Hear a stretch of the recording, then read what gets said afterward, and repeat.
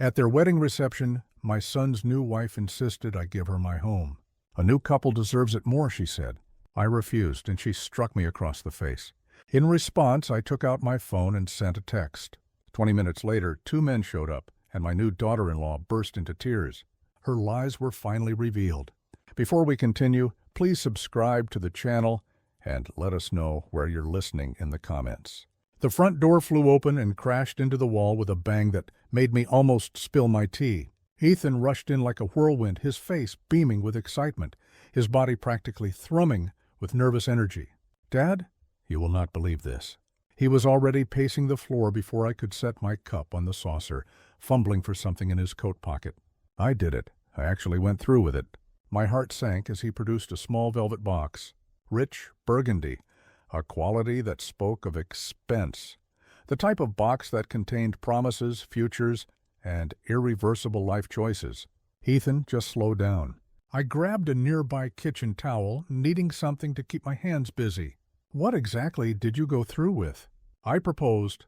He snapped the box open, and a diamond inside captured the morning light, sparkling like a trapped star. "Jessica said, 'Yes, Dad, we're engaged.'" The announcement hit me like a splash of icy water. 3 months. He had known this woman for a grand total of 3 months, and now he was discussing marriage as if it were as casual as buying a new sofa. "Son, I struggled to keep my voice steady. "That's fantastic news." "Truly fantastic." But my thoughts were racing. Jessica Vance, the waitress from that high-end lounge downtown, who had looked at my home like she was mentally assessing its property value, who would take calls in the middle of family meals, and who spoke to me as if I were a senile old man. "Just look at this thing." Ethan shoved the box in my direction, his smile so wide it looked painful.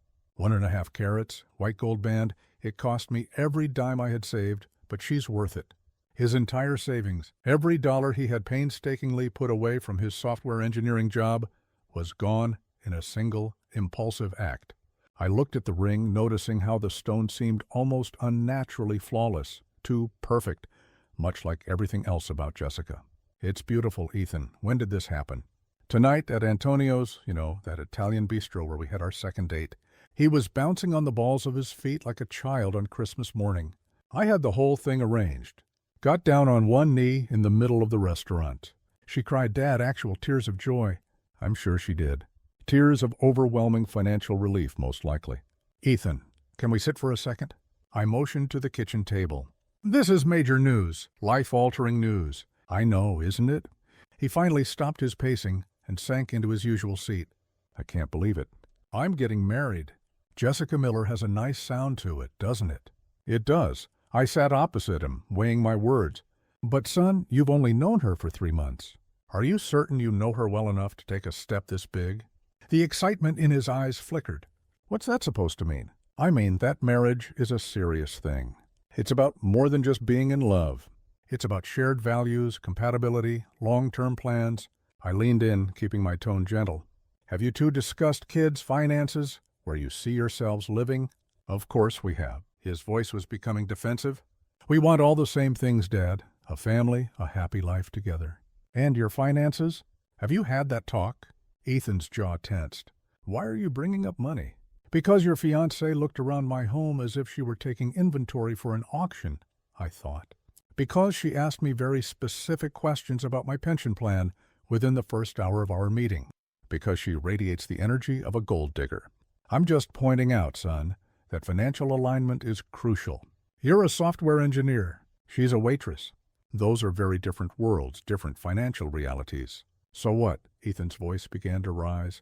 "Are you implying she's not good enough for me because of her job?" "No, that is not what I am saying at all." I raised my hands, trying to de-escalate the storm brewing in his eyes. "I'm saying you have to be sure you're on the same page regarding expectations." "We are on the same page." He shot up from his chair, which scraped loudly against the linoleum. "She loves me, Dad, and I love her. That is what's important." But I couldn't stop. I could see the oncoming disaster as clearly as an approaching train. "Ethan, she seems arrogant to me. Disrespectful even. Haven't you heard the way she speaks to me when she thinks you can't hear her? Don't you dare." His voice was sharp as a whip.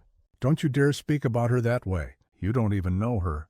But I see how she treats me, how she speaks to me in my own house. The words tumbled out, fueled by months of observing this woman wrap my son around her finger.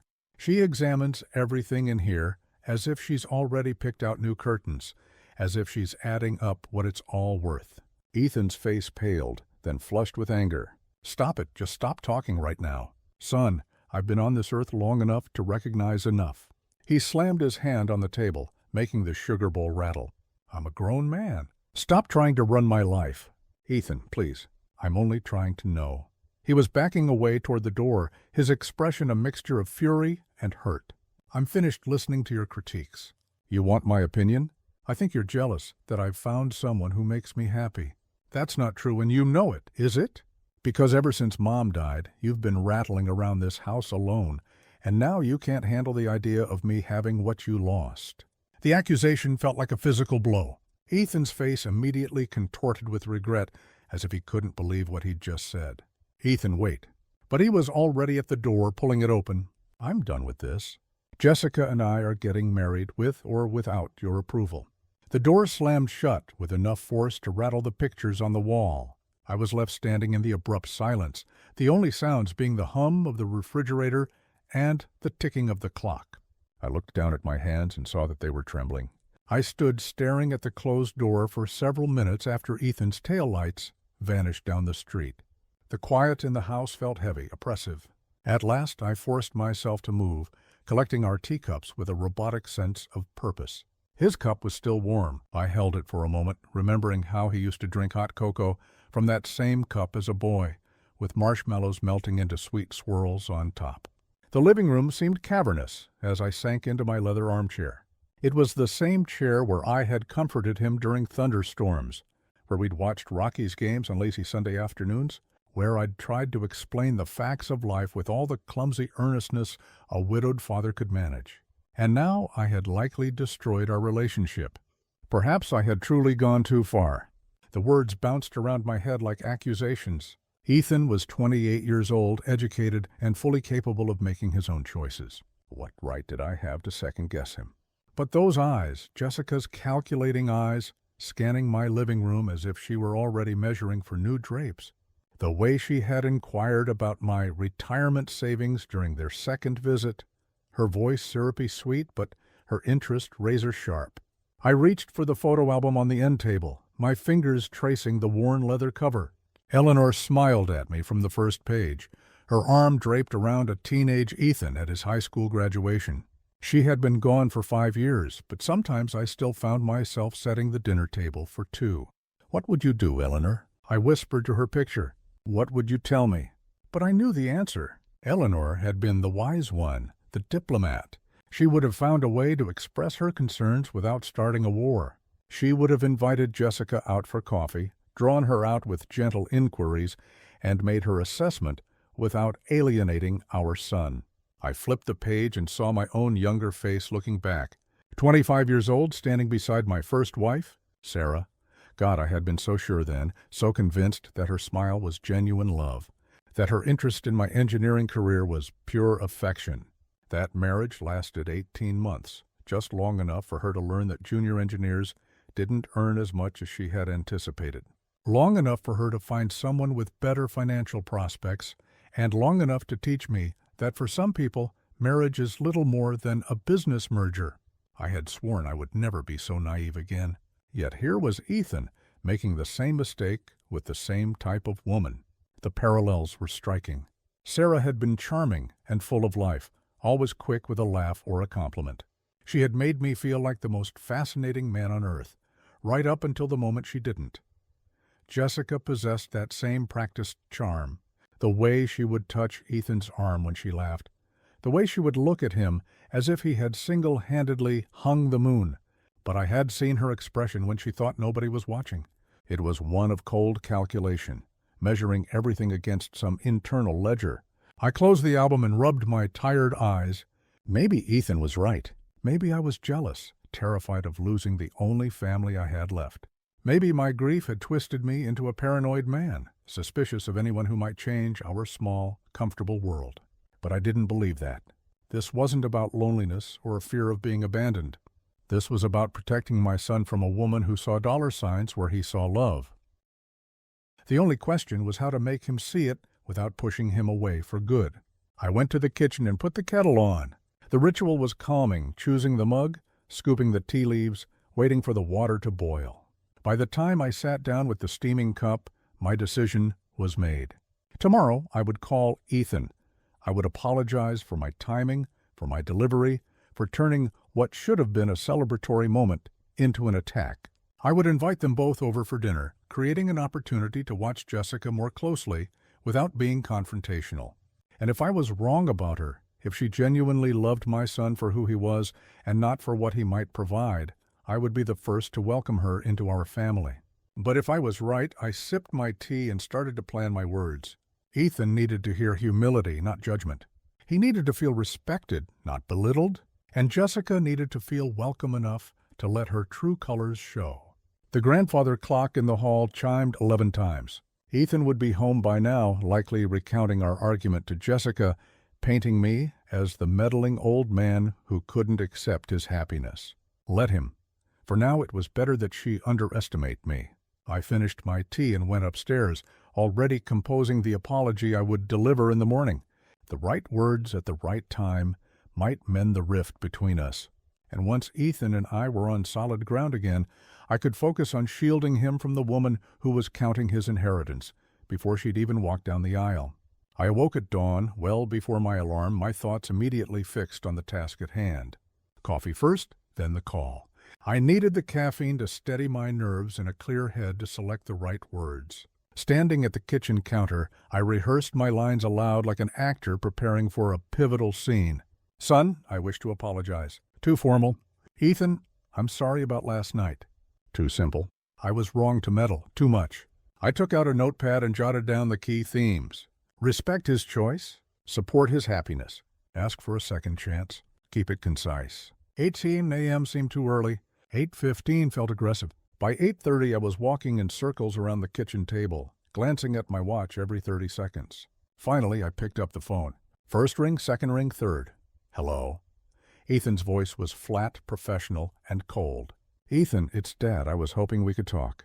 A long silence stretched between us. Then, I don't really have time for another lecture about my life choices. The line went dead. I stared at the receiver for a full minute before dialing again. Ethan, please don't hang up. Click. On the third try, he answered with undisguised annoyance. What do you want? More insults about Jessica? More reasons I'm making a mistake? Son, I want to apologize. The words came out in a rush before he could disconnect. I had no right to interfere in your personal life. You're a grown man, and you get to make your own decisions. I was completely out of line. The silence that followed felt different. Surprised, not hostile. You're apologizing? Yes, absolutely. What I said last night was unfair and hurtful, and I am truly sorry. I gripped the phone tighter. You came to me with wonderful news, and I turned it into a fight. That was wrong of me. Well, his voice lost some of its harshness. I wasn't expecting that. I love you, Ethan. Your happiness is the most important thing in the world to me. If Jessica makes you happy, then I want to support that. I could hear him breathing on the other end, processing my words. In the background, I heard a faint voice as Jessica asked something. Okay, he said finally. Maybe we can actually speak like adults then. I would like that very much. I took a deep breath. In fact, I was hoping you and Jessica would come for dinner tomorrow night.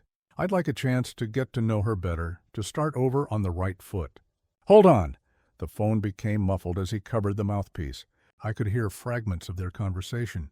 Dinner at my dad's. He wants to apologize. Another chance. When he returned to the line, his voice was cautiously optimistic. She said yes. Tomorrow at 6. Perfect. I'll make your favorite beef brisket with that roasted asparagus you like. For the first time since he had burst through my door, Ethan laughed. A genuine laugh. I haven't had your brisket in ages. Jessica is excited to try it. Wonderful. And Ethan, thank you for giving me this chance. I know I don't deserve it. Yeah, well, you're my dad. We'll figure it out. After we hung up, I sat in the sudden quiet, a wave of relief washing over me. Phase 1 was complete. The relationship was repaired. The dinner invitation was accepted. Now for the hard part. Hosting Jessica Vance in my home, observing her closely enough to confirm my suspicions without seeming like I was doing exactly that. I turned to a fresh page in my notepad and started planning the menu. Brisket, of course. Eleanor's recipe for roasted asparagus, the good Wedgwood china from the dining room hutch. Wine, something that would loosen tongues and perhaps lower Jessica's guard. Most importantly, I had to create an atmosphere where she would feel comfortable enough to expose her real self. Warm but not fawning, interested but not interrogating. I had less than 30 hours to set the perfect trap. I spent the morning going over my grocery list, the ink dark on the yellow paper. A prime brisket, fresh asparagus, Yukon Gold potatoes, the components of a meal that would either mend our family or validate my darkest fears about Jessica. The drive to the supermarket took 5 minutes through the quiet Denver streets. The March air still had a wintry chill, but spring was asserting itself with tiny green buds on the trees along my route.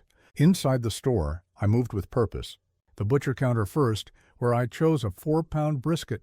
That would be more than enough. The butcher, a young man with rough hands, wrapped it in white paper. "Special occasion?" he asked, seeing the quality of the meat. "Family dinner," I replied. "My son is bringing his fiancée." Fresh produce was next. Asparagus spears, bright green and crisp. Baby potatoes that would roast beautifully with the beef. Brussels sprouts that I would prepare with bacon, a childhood favorite of Ethan's. The wine aisle demanded more thought. Something welcoming, but not over the top. A modest Pinot Noir from Oregon's Willamette Valley seemed right. Good enough to show I cared, but not so expensive as to look like I was trying too hard. Back at home, I looked around my house with a critical eye. It needed some attention if I wanted to make the right impression. Not for Jessica, but for Ethan. This was his childhood home, and it should feel as warm as he remembered it. I began in the living room, carefully dusting each family photo. Eleanor and Ethan at his college graduation. The three of us on vacation in Michigan when Ethan was 12. My parents' wedding portrait from 1955, their expressions serious but full of hope. For the dining room, I used Eleanor's good Wedgwood china, a wedding gift from 37 years ago. Each plate came out of the hutch, wrapped in soft tissue, pristine white, with a delicate blue pattern. I set 3 places with an engineer's precision, ensuring the distance between the fork and knife was exact.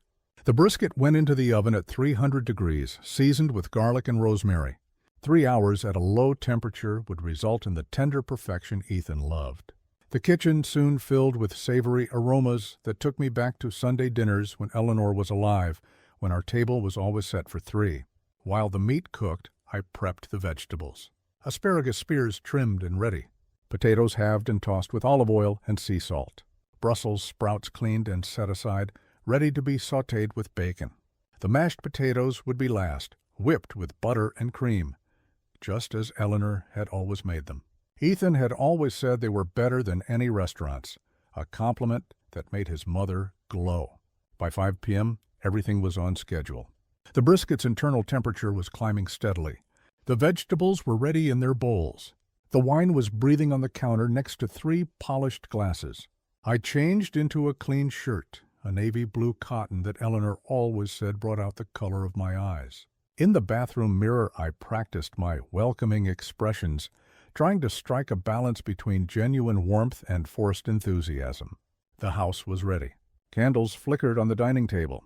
The living room looked inviting. The kitchen smelled of home. At 5:50, I checked the clock one last time. 10 minutes until their arrival. 10 minutes to brace myself for whatever Jessica would bring to my table. Outside, a car door slammed. They were early. I opened the front door just as Ethan was reaching for the doorbell. Behind him, Jessica adjusted her dress with one hand while clutching a small purse in the other. "Perfect timing," I said, stepping aside to let them in. "You're right on schedule." Ethan gave me a warm hug, the last of the tension from our argument finally gone. "Dad, something smells amazing." "Is that your famous brisket?" "It is," I confirmed it, taking their coats. I thought we should celebrate properly. Oh my, Jessica's voice had a theatrical quality that immediately grated on my nerves. Look at this quaint little house. So dated, but I suppose it has a certain charm. Little house. The 4-bedroom colonial Eleanor and I had saved for 3 years to afford was hardly little, but I forced a smile. We have even more amazing news. Ethan's excitement was palpable as we walked to the living room. We set a date? April 15th, just 4 weeks from now. April 15th. I tried to hide the shock in my voice. That's very soon. When you know, Jessica said, flashing her engagement ring as she spoke. No reason to wait, right? Congratulations, I managed. That is wonderful news. We sat in the living room where Jessica immediately started taking inventory of the furniture with her calculating eyes. Her gaze lingered on Eleanor's antique writing desk, the Persian rug we'd bought for our 10th anniversary, and the grandfather clock that had been my father's. This furniture is so vintage, she remarked. I bet some of these pieces could fetch a good price at an auction. Ethan laughed nervously. Jessica has an eye for antiques. She's always watching those appraisal shows. How interesting, I said, though interesting was not the word I would have used. Dinner provided a welcome interruption. I carved the brisket with ceremonial care, the meat falling into perfect tender slices. The vegetables glistened with butter and herbs, and the wine poured like liquid ruby into our glasses. This looks incredible, Dad, Ethan said as he took his seat. Just like Mom used to make. Well, not exactly like Mom used to make, Jessica corrected, sawing at a piece of beef. She probably owned better knives. This is a bit tough. I watched her chew with a critical expression, as if she were judging a culinary competition. She said after swallowing. A little dry, don't you think? Ethan always says what a great cook you are, but professional restaurants are just so much more reliable. Perhaps I left it in a bit too long, I said evenly. I'll make a note for next time. Oh, there will be a next time? Her laugh was like the sound of breaking glass. How sweet. But honestly, Ethan and I will probably be too busy with our new life to visit very often. Ethan shifted in his chair. Jessica, we'll still come for Sunday dinners sometimes. Maybe, she said, her attention already drifting to the family photos on the sideboard. That's your late wife in all these photos. It's such a shame she won't be at the wedding. Really unfortunate timing on her part. The silence that followed was suffocating. Ethan's fork clattered onto his plate. Jessica, that's not appropriate, he said quietly. What? I'm just saying it's sad. If she'd just held on a few more years, she could have met me. Jessica's voice was completely devoid of any awareness that she had said something monstrous. This house must feel so empty without her. All these memories everywhere. It's like living in a museum. I gripped my wine glass, feeling the stem bend slightly under the pressure. The memories are precious, I said carefully. They make the house feel full, not empty. If you say so. She poked at her Brussels sprouts with disdain. These are overcooked too. And what are these little green things? They look like tiny cabbages. Brussels sprouts, Ethan explained. You said you liked them at that bistro we went to. Those were prepared differently. These just taste like sulfur. The conversation stumbled along through dessert, vanilla ice cream with berries that Jessica declared to be of store-bought quality. She criticized the coffee as too weak, the lighting as too dim, and the classical music playing softly as depressing funeral music. By 8:30, I was emotionally drained from the effort of maintaining my composure.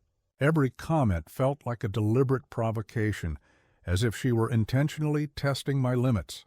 Well, Ethan said finally, glancing at his watch, we should probably get going. Big day tomorrow. Yes, Jessica agreed, standing and smoothing her dress. This has been very educational. I walked them to the door, helping Ethan with their coats, while Jessica checked her makeup in the hall mirror. Thank you for a lovely dinner, Ethan said, hugging me again. Everything was delicious. Despite what? He glanced at Jessica with a hint of frustration. Drive safely, I replied. Good night. The door closed with a soft click, leaving me alone with the aftermath of what should have been a pleasant family dinner. I stood in the entryway for a long time. After their car disappeared, my mind replaying every calculated insult Jessica had delivered with surgical precision. The woman had turned a simple meal into an endurance test. Returning to the dining room, I began clearing the table mechanically. Ethan's plate was almost clean. He had managed to enjoy his meal in spite of his fiancée's constant negativity. Jessica's plate was largely untouched, the brisket cooling in its own congealed juices. As I reached to push her chair back under the table, something caught my eye. A small black object was wedged between the seat cushion and the arm of the chair. Her phone. I picked it up, intending to put it on the counter until I could call them. The screen was dark, but as my thumb brushed against it, it lit up with an incoming text message. The sender's name made my heart stop. Vince. The message preview was impossible to miss. Missing you tonight, beautiful. Can't wait to see you tomorrow. Before I could fully process it, another message from the same contact popped up. Hope your work dinner isn't too dull. Work dinner? She had told this Vince person she was at a work dinner, not having a family meal with her fiancé and his father. The heart emoji next to his name implied a relationship that was far from professional. My hands were trembling slightly as I placed the phone on the dining room table. Everything I had suspected about Jessica was true, but this was worse than just gold digging. She was actively deceiving multiple people, living parallel lives that were never meant to intersect. Outside, I heard the familiar sound of Ethan's car pulling back into the driveway. They must have realized the phone was gone. I quickly moved the phone to the kitchen counter, trying to arrange my face into a neutral expression. The front door opened before I could fully compose myself. "Dad, sorry to bother you again," Ethan called out, a little out of breath. Jess forgot her phone. "Oh, here it is," I replied, grabbing it from the counter. "I just found it. I was about to call you." "Thank you so much," Jessica said, hurrying toward me with visible anxiety. I'm always misplacing that thing. But her eyes were sharp, searching my face for any sign that I had seen something I shouldn't have. I kept my expression neutral and offered her the phone with a steady hand. "No problem at all," I said. "Technology, right? We're all attached to these things." "Right," she laughed, but the sound was strained. "Well, thanks again." The dinner was interesting.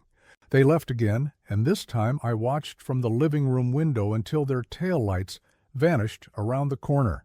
Only then did I let myself sink into my leather armchair, the weight of my discovery settling over me like a heavy shroud. Vince with a heart emoji. A Vince who missed her, who thought she was at a work dinner instead of meeting her future father-in-law. The casual intimacy of the messages suggested a long-standing relationship, certainly one that had been going on longer than her 3-month whirlwind romance with Ethan. How many others were there? How intricate was the web of lies she had woven around my son? Ethan had to know, but he would never believe me based on a fleeting glimpse of a text message. He was too smitten, too invested in the fantasy of their perfect love story.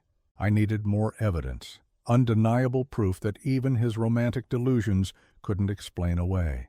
I sat in the growing darkness, surrounded by the remnants of our disastrous dinner, and began to plan my next move. If Jessica Vance thought she could manipulate her way into my family and ruin my son's life, she was about to find out how wrong she was. Some problems required patience, strategy, and careful execution. As an engineer, I understood the value of a thorough investigation before taking action. The war for Ethan's future had just begun. My bedroom felt like a cage after I went upstairs at 10:30. The night's events played on a loop in my mind. Jessica's calculated cruelty, Ethan's blind affection, and the damning text messages that confirmed my worst fears. I tossed and turned, checking the digital clock every few minutes. 11:47 p.m. The glowing red numbers seemed to mock me. Vince with a heart emoji. The intimacy of that single symbol revealed everything about their connection. No casual acquaintance would text with that kind of familiarity. And work dinner. She had lied to him about where she was, framing our family meal as a professional obligation. I threw off the blankets and padded downstairs to the kitchen. Sleep was out of the question, while my mind was racing with possibilities. I brewed coffee despite the late hour, needing the ritual more than the caffeine. The kitchen table became my headquarters. I took out a yellow legal pad and drew a line down the center. On the left, I wrote, known facts. On the right, suspected facts. Known. Vince sends intimate texts. Jessica lies about her whereabouts. She is manipulative and materialistic. Suspected. Vince believes he is in an exclusive relationship. There may be others. The engagement is a calculated move for financial gain. But suspicions wouldn't sway Ethan. He was too deeply in love, too attached to his vision of their perfect future. I needed solid evidence, photographs, witnesses, documented proof that even his romantic idealism couldn't refute. At 1:30 a.m., I started to map out my investigation. The Fox's Den pub on South Broadway. I remembered Jessica mentioning it weeks ago. That would be my starting point. I could observe her work schedule, document her interactions, and follow her after her shift. The methodical part of my engineer's brain took over, creating timelines and logistical plans. By 3 a.m., I had a rough plan. I would station myself across from the pub during her shifts, using coffee shops and bus stops for cover. I would buy a small camera with a good zoom lens and keep detailed logs with timestamps. The investigation had to be thorough but discreet. Jessica was sharp enough to notice obvious surveillance, and I couldn't risk tipping her off before I had gathered enough evidence. Ethan's wedding was on April 15th, exactly 4 weeks away. That gave me 1 month to build an irrefutable case or to accept that I was wrong about her. As dawn began to break, I felt a sense of purpose I hadn't felt since Eleanor's final illness. This wasn't about my personal dislike for Jessica or my fear of losing Ethan. This was about protecting my son from a woman who would systematically dismantle his life. I set my alarm for 7 a.m. and finally tried to get some sleep, knowing that the most important investigation of my life would begin tomorrow. The first week proved that detective work was far more monotonous than movies made it seem. The Fox's Den pub was on a busy corner of South Broadway, surrounded by cafes and shops that offered perfect vantage points. Jessica worked Tuesday through Saturday, arriving at 4 p.m. sharp and leaving around midnight. I chose a different location each day: a bus stop bench on Tuesday, a corner cafe on Wednesday, constantly rotating to avoid being noticed. March 20th yielded my first significant breakthrough. At 12:15 a.m., as Jessica left through the pub's employee entrance, a silver Chevy Silverado pulled up to the curb. The driver, a man in his 30s wearing a mechanic's uniform, got out and embraced her with an intimacy that was unmistakable. I snapped 3 photos before they drove off: the embrace, a clear shot of their faces, and the truck's license plate. That night, I began my official log. March 20th, subject met by white male approx, 30 years old, mechanic's attire. Public display of affection lasted approx 3 minutes. Departed together in silver Chevy Silverado. License plate DNV 8847. By March 25th, I had established that this man, whose name I learned was Vince through overheard conversations, appeared every Tuesday and Thursday. Their routine was predictable. He would wait outside the pub, they would embrace, and they would leave together in his truck. But March 27th completely changed my understanding of the situation. At 12:10 a.m., as I sat in my car across the street, a different car approached the pub.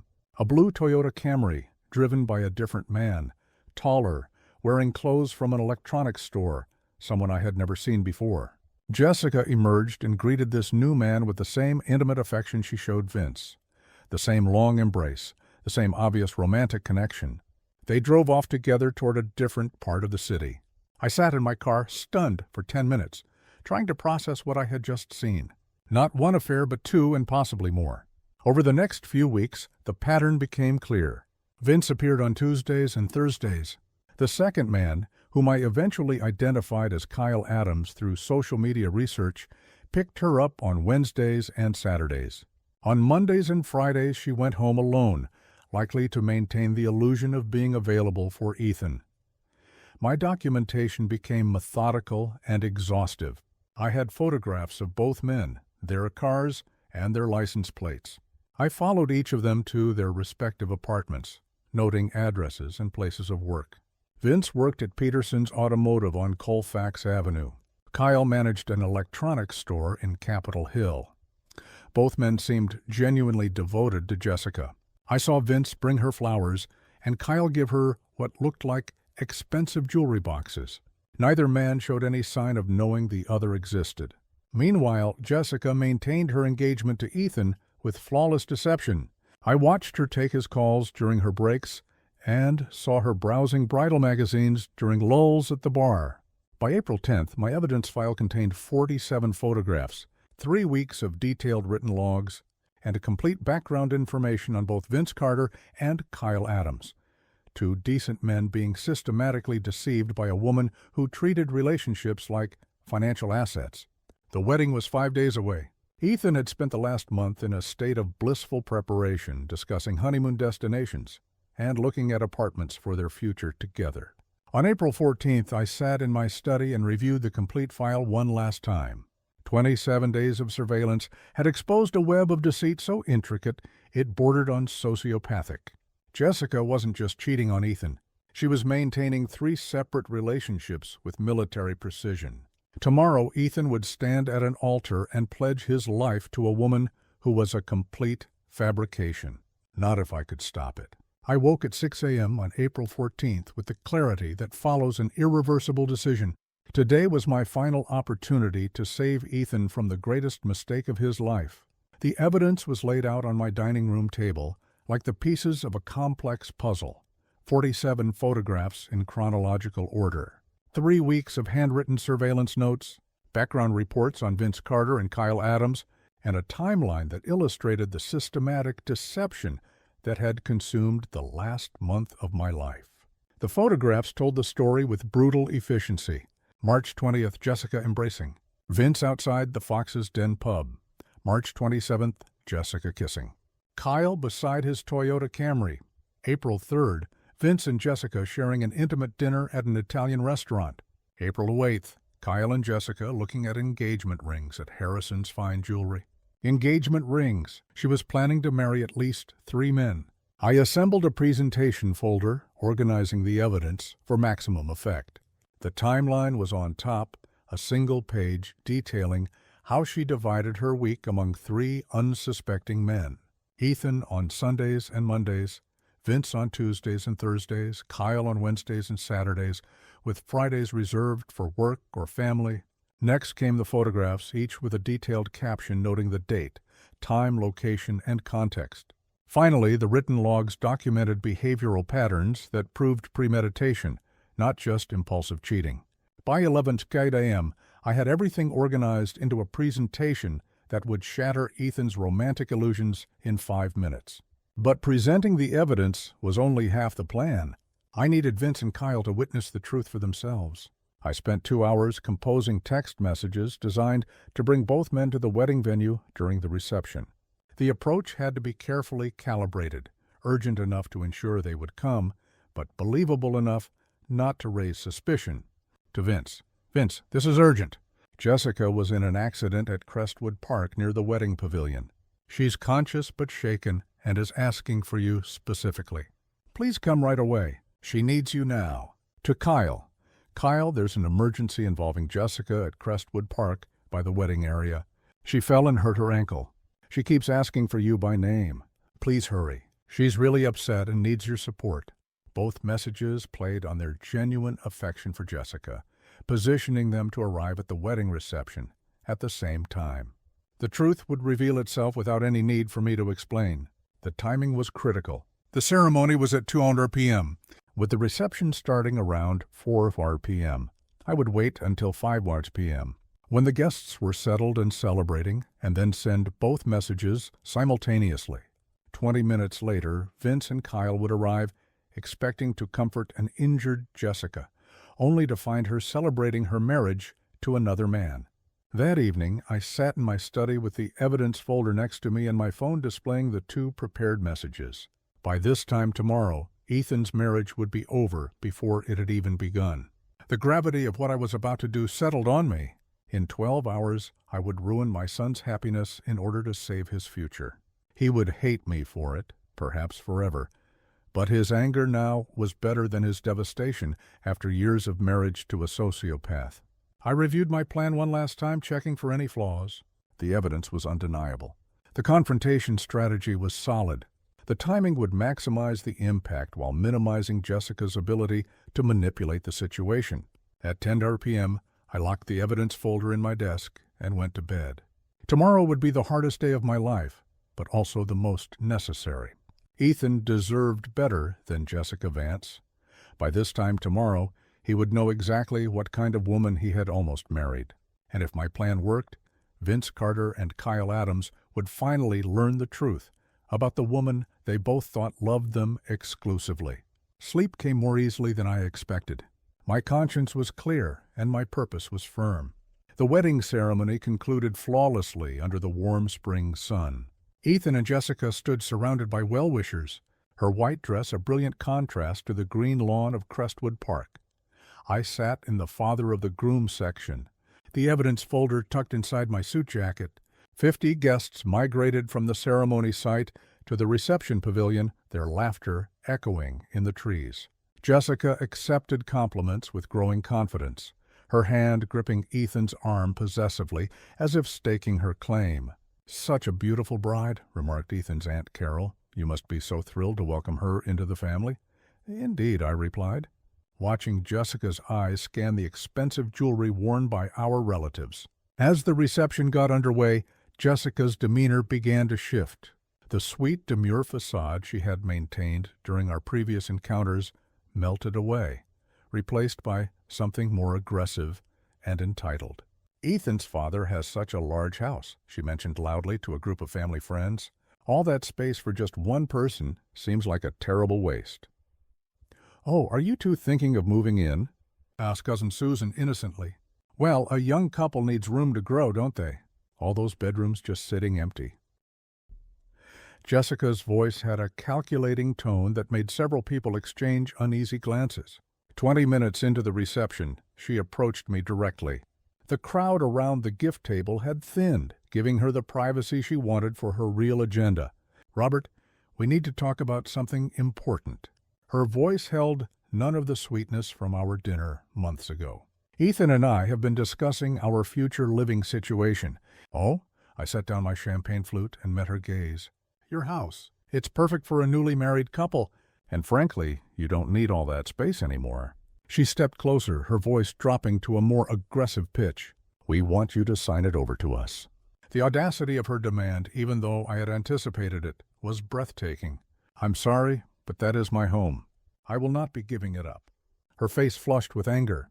"Won't be giving it up? You're old and alone, Robert. What could you possibly need all that space for? It's selfish to hoard it when a young family needs a place to start." "My answer is no, Jessica. Perhaps this will change your mind." The slap cracked across my face like a whip. The sound echoed through the reception area, causing dozens of heads to turn in our direction. My cheek stung, but I stood perfectly still, letting the moment register with every guest present. Ethan was at our side in seconds, his face a mask of confusion and embarrassment. "What's going on, Jessica? Why did you just hit my father?" "He's being completely unreasonable about the house," she snapped, seemingly unaware that assaulting an elderly man at her own wedding might not be a good look. I calmly reached into my jacket and took out my phone, maintaining eye contact with Jessica, while Ethan stared back and forth between us. "I think it's time everyone learned who you really are," I said quietly, my thumb moving across the screen. "What are you doing?" Jessica's voice held the first trace of real concern I had ever heard from her. "Making a couple of calls," I replied, sending the first prepared message to Vince Carter. "You'll see." The second message went to Kyle Adams. Both texts were identical in their urgency, both designed to bring Jessica's secret life crashing down around her public one. "They should be here in about 20 minutes, I said, pocketing my phone with a satisfied smile. 20 minutes later, the sound of tires crunching on gravel announced the first arrival. A silver Chevy Silverado pulled into the park's small lot, its driver clearly agitated. Vince Carter jumped from the cab and ran toward the pavilion, his mechanic's uniform creased from his hurried departure. Behind him, a blue Toyota Camry appeared, and Kyle Adams got out with equal urgency. The two men saw each other immediately, their confusion obvious as they approached the reception area, where 50 guests were watching with rapt curiosity. "Jessica!" Vince called out breathlessly. "I got your message about an accident." "Are you okay?" "Why are you in a wedding dress?" Kyle stopped short when he saw Vince, his face contorting in bewilderment. "Wait, who is this guy? How does he know Jessica?" The reception fell silent. Every guest turned to watch as two strange men interrupted the party, both clearly familiar with the bride in a way that suggested more than a casual acquaintance. Jessica stood frozen, her face cycling through shock, panic, and desperate calculation. Ethan looked between the three of them as if watching a play in a language he didn't understand. This isn't, you weren't supposed to," Jessica stammered, her composure completely gone. "How do these men know my wife?" Ethan asked quietly, the word wife hanging in the air like an indictment. I stepped forward and withdrew the evidence folder from my jacket. "Gentlemen, allow me to introduce myself. I'm Robert Miller, the father of the groom, and I believe I can answer that question." Vince and Kyle stared at me, their expressions a mix of confusion and growing dread. Because I have spent the last month documenting this woman's lies to all three of you. 3 of us? Kyle's voice cracked. I opened the folder and removed the chronologically arranged photos, holding them up for everyone to see. March 20th, Jessica with Vince outside the Fox's Den pub. I displayed the first image of their intimate embrace. March 27th, Jessica with Kyle entering his apartment building. Vince snatched the photo of Jessica kissing Kyle, studying it with the intensity of a man watching his world crumble. April 3rd, Jessica and Vince at Antonio's restaurant. The romantic dinner photo was passed between shaking hands. April 8th, Jessica and Kyle shopping for engagement rings at Harrison's Fine Jewelry. Engagement rings? Ethan's voice was barely a whisper. 27 days of surveillance, I continued relentlessly. 47 photographs proving systematic deception. She has been conducting 3 simultaneous relationships while telling each of you that you were the only one. Kyle stared at the photo of Vince kissing Jessica, then at Vince himself. You've been seeing her too? Seeing her? I thought we were exclusive. Vince's voice rose to a shout. She told me she loved me. The revelation hit Jessica like a physical blow. Her knees gave out, and she collapsed to the ground, unconscious before anyone could react. Wedding guests crowded closer, everyone talking at once, as the carefully planned celebration dissolved into chaos and scandal. Ethan knelt beside the photos scattered on the grass, picking them up one by one and studying each image with the focus of someone realizing his entire reality was a lie. These are real, he whispered. All of this is real. I'm sorry, son. I truly wanted to be wrong. Vince and Kyle stood together in stunned silence, processing their shared betrayal. Both had been manipulated with the same tactics, the same promises, the same lies. I can't believe we were both played like this, Vince said finally. A year of my life, Kyle replied. A year of thinking I had found someone special. They looked down at Jessica's unconscious form with disgust, then turned and walked away from the ruined reception without another word. As their vehicles drove away, Ethan continued to study the photographs, his wedding dreams turning to dust with each documented lie. What am I supposed to do now? He asked the empty air. Jessica regained consciousness to find the reception area nearly deserted.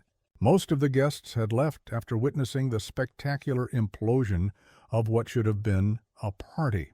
She sat up slowly, her wedding dress now rumpled and stained with grass. Ethan. Her voice was filled with desperate hope. Ethan, where did everyone go? He stood 10 feet away, still clutching the photographs that had ended his marriage before it had even started.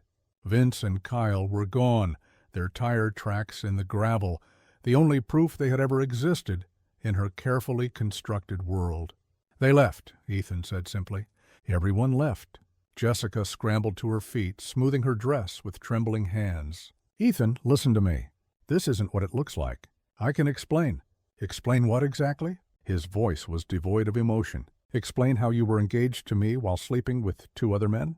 Explain how you lied to all 3 of us for months? Those relationships meant nothing. She moved toward him with her hands outstretched. You're the one I chose to marry. You're the one I love. Ethan took a step back, keeping a clear distance between them. Love? You don't have the first clue what that word means. Please give me another chance. I'll prove my love to you. I will end things with them right now. End things with them? Ethan's laugh was hollow. They already ended things with you. Did you see their faces when they realized they'd been sharing you? Jessica's desperation turned to anger as her attempts at manipulation failed. Fine. You want to throw away our future because of some stupid pictures? You're making the biggest mistake of your life. No, Ethan said quietly. The biggest mistake of my life was ever believing you. He addressed the few remaining guests with quiet dignity. The wedding is off. Thank you all for coming, but the reception is canceled. Jessica made one last appeal. Ethan, think about what you're losing. We had plans, a future. Don't let your paranoid father ruin our happiness. My father saved me from a lifetime of lies. Ethan's voice grew stronger with each word. If you loved me, you wouldn't have betrayed me with 2 other men while we were planning to spend our lives together. She stared at him for a long moment, perhaps finally realizing that her intricate web of deceit had completely unraveled. Without another word, she gathered her skirts and walked toward the parking lot, her heels clicking on the pavement. When her car disappeared around the bend, Ethan and I stood alone among the abandoned wedding decorations. White ribbons fluttered from empty chairs, and the untouched wedding cake sat like a monument to a shattered dream. "Dad, I owe you a huge apology." Ethan's voice trembled slightly. "You were right about her from the start. I'm sorry it had to end this way, son. I genuinely hoped I was wrong about her." "Thank you." He picked up one of the photos of Jessica with Kyle. "Thank you for saving me from the biggest mistake of my life." That's what fathers do. Protect their children, even when it hurts. Ethan looked at the image for another moment, then set it down with the others. "I promise I'll listen to you in the future. Really listen, not just dismiss your concerns, because I think I know better, and I promise to trust your judgment." I placed a hand on his shoulder. We both learned something important today. Together we walked away from the ruined reception, leaving the white ribbons, the abandoned cake, the scattered photographs, and the broken promises behind us. The afternoon sun filtered through the trees as we headed toward the parking lot, a father and son united by the truth rather than divided by a lie. Ethan would heal from this. He was young, smart, and now much wiser about the difference between genuine love and skilled manipulation. One day, he would find someone worthy of his heart, and I would be there to welcome her into our family properly this time. If you like this story, please like this video, subscribe to the channel, and share your impressions of this story in the comments. To listen to the next story, click on the box on the left. Thank you for watching.